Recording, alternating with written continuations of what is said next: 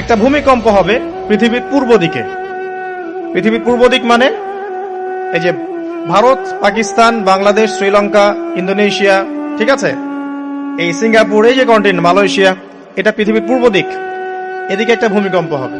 তারপরে 7 পৃথিবীর পশ্চিমে একটা ভূমিকম্প হবে। পশ্চিম মানে বোঝেন না?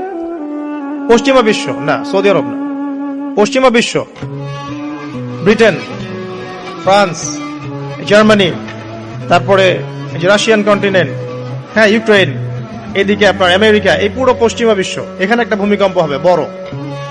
এবং এগুলো এমন হবে যেগুলোতে ভূমি মাটিতে ধসে যাবে, মাটিতে ডুবে যাবে।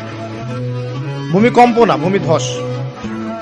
8 পৃথিবীর মাঝখানে মধ্যপ্রাচ্যে একটা ভূমিকম্প হবে, যেখানে আমাদের সো কল্ড আমিরুল মুমিনিনরা থাকে, এদের এখানে একটা ভূমিকম্প হবে ইনশাআল্লাহ।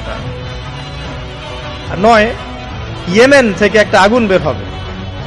ইয়েমেন থেকে একটা আগুন বের হবে, যে আগুন মানুষকে হাসরের মাঠের দিকে তাড়িয়ে নিয়ে আসবে। আরেকটা বলেছেন 10 নাম্বার, সূর্য উঠবে পশ্চিম দিক থেকে।